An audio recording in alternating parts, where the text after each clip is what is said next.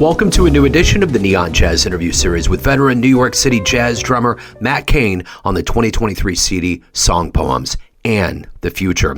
We get into this fifth album as a band leader featuring bass legend Steve LaSpina and the brilliant pianist Yayoi Ikawa. The album has 6 Matt Kane originals as well as 2 others from the band. It was recorded at the Great Trading 8 studio in New Jersey and mixed by Dave Darlington at Bass Hit Studios in New York. He's an old friend of the show. We get into this release, future material, live shows, touring, and so much more. He's always a pro and welcome around here. Dig in. Man, Matt Kane, it has been a while since we've caught up, and I have absolutely dug the latest album, Song Poems. I have played that thing over and over and over again, and it's so it just up front. Thank you for taking a minute out. It's always a pleasure to be able to talk to you and get into the guts of things. Oh man, if the pleasure is all mine, and you know, it makes me extremely happy that that you enjoy the album, man. Yeah, dude, it's pleasure is all mine. So let's get into the album. Okay. Song Poems. It's your 5th as a band leader, and it features a wonderful array of cats, and it just shows kind of the evolution of where you've gone. As you had mentioned that, you know, the kind of the backbone was your interest in the narrative of songs and storytelling and that kind of thing. So talk to me a little bit about how this idea of the album came out and how you started constructing it. Yeah, well, I started thinking about it almost immediately after the previous album, which was called The Other Side of the Story. And there were a lot of moving parts in that previous album, a lot of blowing. I had fantastic musicians on that record, people like Vic Juris, Peter Schlam, Klaus Mueller, Mark Peterson, and I gave everybody just complete free reign to solo and blow as much as they wanted. And so we did that.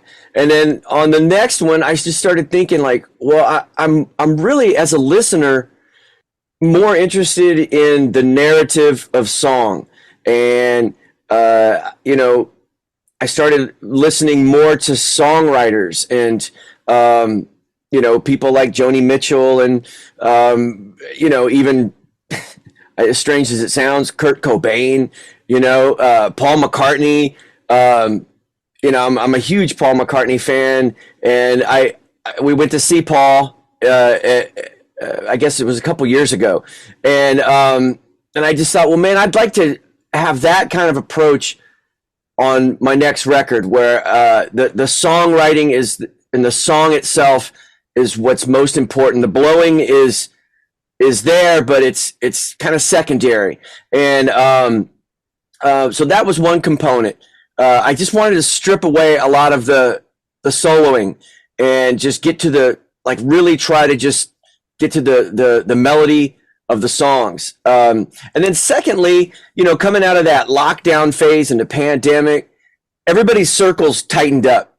And I was no exception. My circle tightened up, and when we were able to start gigging again, I went with my 2 very closest friends, Steve LaSpina on bass and Yayoi Ikawa on piano.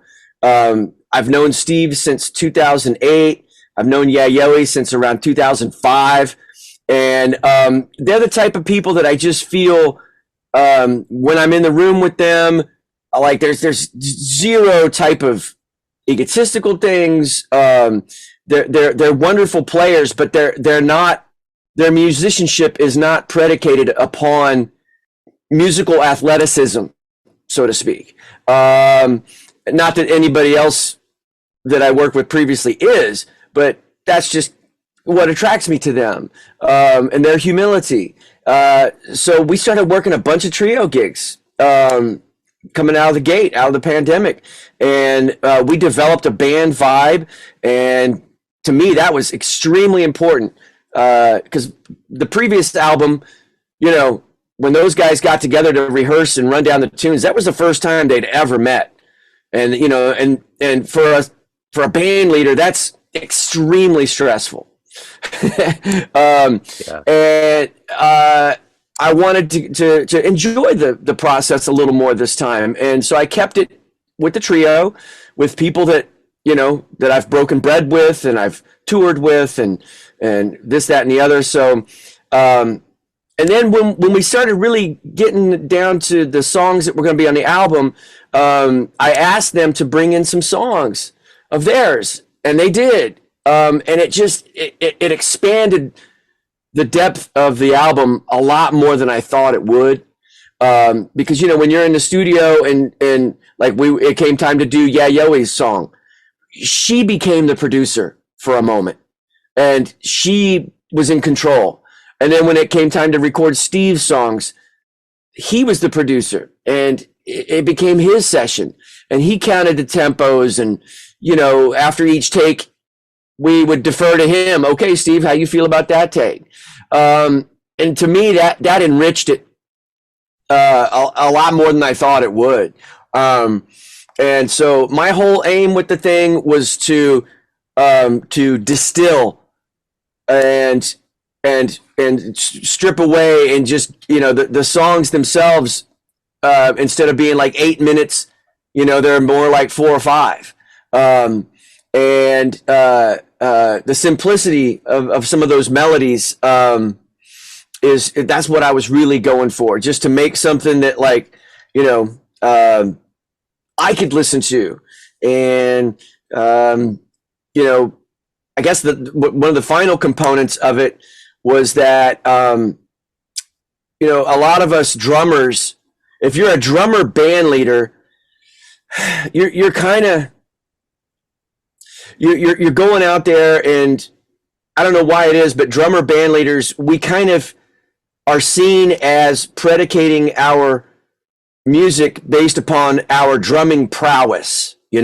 Like we're badasses, and man, this is a drummer album, and man, you better get ready to hear some drum solos. And as I've gotten older, I've realized that that's just not me. I'm not a drumming whiz, and I'm not putting down anybody that is. I don't listen to drumistic music, like I don't watch YouTube videos of guys whipping around the drums. Like I just feel like that world is I'm not really, it doesn't resonate with me, and it kind of never did. That was never really me. But when you're a drummer band leader, you're kind of expected to, beat your chest and be a bad dude and this, that, and the other. And I just kind of figured, well, I want to make an album that's predicated upon the songs, and that's why I called it Song Poems. And I'm selling the narrative of the melody. To me, like everything serves that, everything. So that's kind of my 3-part answer. No, I love it. And that's the thing I think that's interesting about this album. It seems like it's been out a lot longer than it has, probably because I've spun it so much. So, that was in 2023. We're in 24 now. I know you've come through Kansas City. Talk to me a little bit about kind of the reception that you've gotten, live shows promoting this. How is kind of the people intermingling with this new project? How has that been? Well, it's been real. It's, to be very honest, this release, it wasn't as big of a splash as my previous one. However, I feel like it's the people that have, kind of latched onto this album, they're feeling it on a deeper level than anything I've done before. I feel like people can listen to this and almost like take a little bit of personal ownership in it. The trio, we have kind of a following, and there are some really nice, sweet people that come out to hear us. And one gentleman in particular, named Mark Ferrante, he sponsored us, at this venue called the Soapbox Gallery in Brooklyn. And he helped us produce our CD release event. And some of those videos are up on my YouTube page. And it was really moving, that somebody loved our music enough to, kind of invest in the band a bit and hook us up with the Soapbox Gallery folks. And so that was really touching for me. Like I said, this release was, I think, just a different scale than the previous one. I just kind of scaled everything to be a little more manageable for me in a way. And so I just felt like this is a type of release, Joe, I feel that like it's going to age really, really well. And it didn't come out of the gate and like get #1 on Jazz Week. However, I think that it's one of those things that, like, for my own legacy, I'm really, really, I have a really good feeling about how I'm going to feel about it in 10 years or in 15 years. It represents more, who I feel I am than anything I've done. And I think that's kind of the point when we're artists, is to just dig in and get to the core of our identities. And, once again, as you get older, you're not so concerned with like wowing people. And that's a big pitfall of jazz, right? Like, because you have to be very proficient at your instrument, at your craft. At the same time, like when you think of John Coltrane or Miles or Monk, not that I'm comparing myself in any way, shape, or form, but when you think of them, I don't think about their musical technical prowess, even though Train just owned the horn inside and out. You don't think about that. At least I don't. I think about their sound and and their vibe. That the reception, I feel, among the people that did dig into it, I've had several people tell me that they've had it in their car and it just goes and it just goes. And I think it's one of those ones that it has to grow on people a bit. The one thing I keep thinking about, and I sometimes I'll send you pictures of, randomly songs will pop up on my phone and it'll come through the stereo, and acknowledgement always comes up. And I think about, as you said, I think this is going to stand the test of time. And this album is another example. I mean, all of your albums do, but I mean, acknowledgement, you have the sextet. All of those cats were kind of young in their prime. They've all grown up. There's kind of a beauty, you know what I'm saying? There's kind of this beauty in having that snapshot of talent, especially in Kansas City, paying homage to those roots. And just even the players that are on this album, it's like all of that is such a good crystallization of time through audio, Well, man, it's extremely gratifying, man, to hear you say that, and to especially, mention an album like Acknowledgement. Once again, that's another album that I feel is aging really well. And when I look back to that era, because Acknowledgement was, 2015, 2016, and man, dude, I drove out to Kansas City twice with the drums in the back of the car, and I kind of like, corralled all those great young players, and it was really challenging to just get them all in the same room. And I just I had such a feeling about them, and the energy when I first assembled that group, man, it was just popping. And those guys were really young and optimistic, and nobody was jaded or anything. And I it was an all UMKC alumni band, and like that was a big part of why I put the group together. Was UMKC had been a colossal thing for me. It got me out of Hannibal, Missouri. I moved to Kansas City. I went to the conservatory on a scholarship, and I had never been invited back to play I had never really gone back to the conservatory after I left for anything. And it was kind of my way of, expressing some kind of acknowledgement for Kansas City, for people like Ahmad Al-Adin. We did some of his songs. We did some of Matheny's songs. I just kind of, it was almost like, you're looking back, but yet forward at the same time. I thought, man, those guys played extremely well. And that album, everything about that album is really strong. And I think all those guys, now that they're older, could probably listen to that record and really dig it. Like at the time they were being very like, picky about their solos and, oh, my sound. And we had to re-record a bunch of songs because one of the guys didn't like his sound. And it was, it was almost comical. And I kind of knew at the time, I was like, okay, you guys are really concerned about your individual solos, but this is one hell of a record. And just wait 10 or 15 years. And I do think it's the intent behind the work is kind of what ages well. Not how somebody's badass solo or anything like that, but really the intent behind the work is what you hear 10, 15 years down the line. And so with song poems, that's 100% what I'm going for. It's just the intent. And it's even in the title, the poetic narrative of the songs is the number one priority.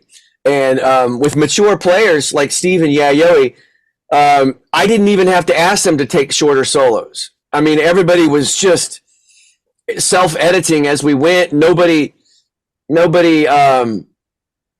stole the show or just none of that. We were all just happy to be playing, like when you're in the studio and you got your headphones on and you look through the glass and you see Yayoi and you see Steve. It's tough not to get choked up about it. It's kind of like when you're in the studio and you're putting that together. It's like you're in a spaceship, and you're not on the planet anymore. You're in a different zone, and you're traveling together, and to feel like, this music endeavor, this quote unquote jazz endeavor that we undertake when we're young, as we get older, we start to realize like, there's nothing romantic about this. There's nothing like it doesn't get easier. It actually gets tougher as you get older, and your discipline and your work ethic will get exposed. And so when you do get in a situation like that and you look across and you see your compadres and they're there for the music and you're there for the music, it's, for me, it's extremely emotional, because I feel like, okay, I'm not in this alone. And like, you have a team, you have a family. And I like you, man. When we speak, I kind of feel like, oh man, this is part of the family, Absolutely. No. And I always feel like that. And I'm curious now, that this has been out for a little bit. What's next? What's coming up for, possible collaborations, recordings, live shows? The warm months are upon us. We're out of this whole pandemic era. Things are kind of getting back to what we were used to. How's all of that unfolding for you? Well, it definitely feels like, the tectonic plates of the industry have shifted dramatically, and everything from, streaming, the way records are made, the way careers are made, social media, a lot of the clubs have shut down out here, out east. We lost the 55 bar, we lost the Jazz Standard. A few other places have opened, but there's this dramatic shifting of the kind of the tectonic plates of the biz, if that's just what you want to call it. And so after I did this record, I'm taking a bit of time to evaluate what the next move is, because, you know, when you spend a lot of money making a record and you have like 1,000 CDs printed, and, you know, no one listens to them anymore. Everybody streams the record, and, you know, there's like 150 radio stations that will still use CDs, and the rest of them will, you know, use like a digital copy. Then you start thinking, okay, well, you know, this next project, do I want to make CDs? Do I want to try to press LPs? Do I want to, you know, do I want to maybe like record it and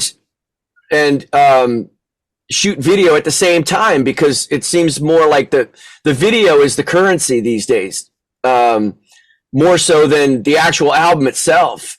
Now, cats like me and you, yeah, we listen to records. But I don't know that that's really the case for people maybe under the age of 40. You know, they're more like visually oriented. The currency is, you know, content, and content is visual. And so I'm kind of reevaluating that, but I have a couple projects in mind. One thing I always thought about was doing a solo drum album. And, you know, I built a recording studio here in my house, that I've been, it's finally, the sound, it finally sounds the way I want it to, and I can record my drums high quality. So I don't have to go into the studio to do that. So I'm considering doing like a solo drum album with, like, you know, drums and my voice. So that's one project. And then I have a second project, which would be, you know, I don't really share this with many people, but for like the past 20 years, I've kind of been like a closet hip hop producer. And I have a backlog of like a few hundred instrumentals that I've done. And I recently mixed a bunch of those in Manhattan with my friend Dave Darlington, and I'm considering releasing them, but I'm just kind of wrangling with, like, do I release them under my name or do I create like an alias? So I'm still trying to figure that out.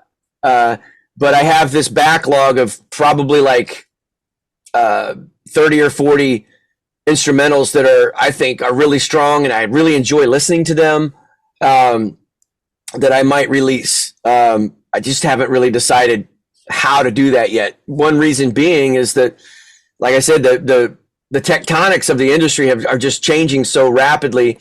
And, you know, you don't want to confuse people. Like, after you've built a listener base of, you know, jazz records, and you go out and put out like a hip hop instrumental record, you know, it kind of muddies the waters a little bit in terms of, you know, the perception of you as an artist. But at the same time, it is a big part of who I am. I love playing guitar and keyboards and bass. And so I come down here at night and I put together, you know, real simple jams, and I really enjoy listening to them. You know, I'll jam them in the car, and that's a lot of fun.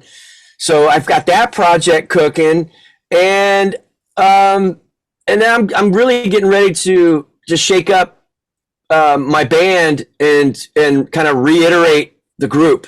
My good friend Steve LaSpina is moving to Asheville, North Carolina, to live close to his grandson, and which is heartbreaking. I'm going to miss Steve LaSpina so much. And Yayoi's getting really, really busy. If I can keep her in the band, I definitely will. But I'm probably going to add guitar, and possibly horns, or like somebody that plays electric keyboards. But I'm going to kind of come out with a different iteration of a group, and I'm just writing. I'm taking piano lessons again with my friend Bob Himmelberger, and that usually spurs the writing process when you're sitting at the keyboard every day. So new songs are being born, and depending on those songs, that'll kind of determine the instrumentation. And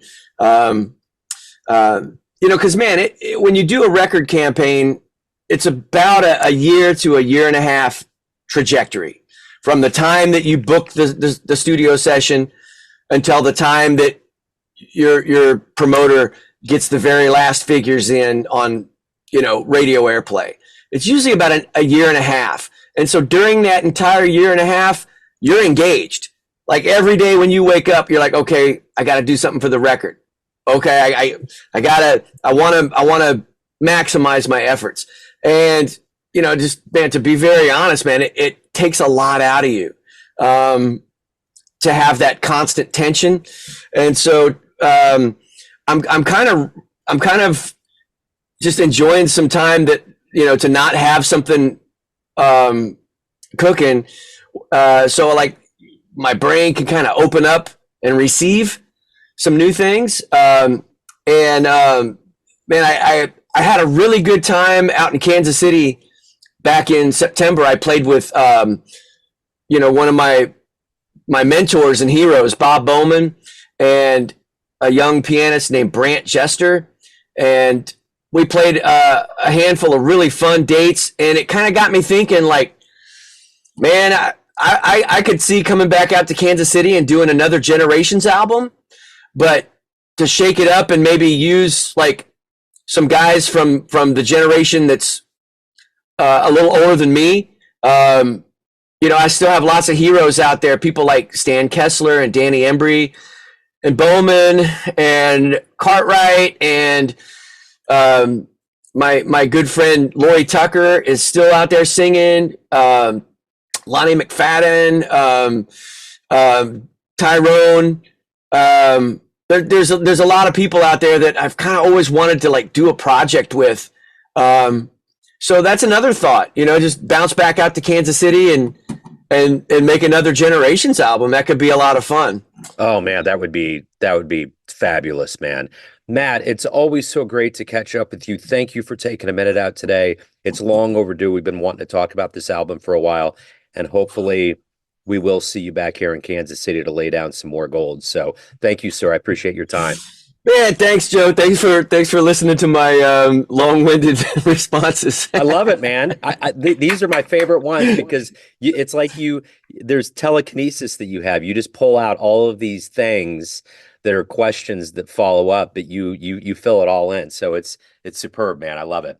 Oh man, hey man, Joe, thank you, man, for everything that you do, because this, it's without Joe Domino, the musicians aren't what they are, I mean, for real. Man, you're just as much a part of it as the Cats, for real. You're one of the Cats, dude. Well, I love you guys, man. It's an honor to even think that that's the case, but it's a symbiosis, and I just always look forward to just the warm serum of jazz that you guys create. I'm eternally grateful. So thank you for the kind words, and man, keep on swinging, my man. Thanks, Joe, man. Hey, man, all the best to you and the family too, man. Everybody in Kansas City, man. I love all of you, man. It's I can't wait to come back and see you. Absolutely. We love you too, brother, man. Take care. You too, baby. Thanks for listening and tuning into another Neon Jazz interview, where we give you a bit of insight into the finest players and minds in Hannibal, New York City, Kansas City, and spots all over the world, giving fans all that jazz. Thanks to Matt for his time, energy, and cool. If you want to hear more Neon Jazz interviews, you can find us on Spotify and Apple Podcasts. Subscribe to us at YouTube, and for everything Neon Jazz, go to theneonjazz.blogspot.com. Until next time, enjoy the jazz, my friends.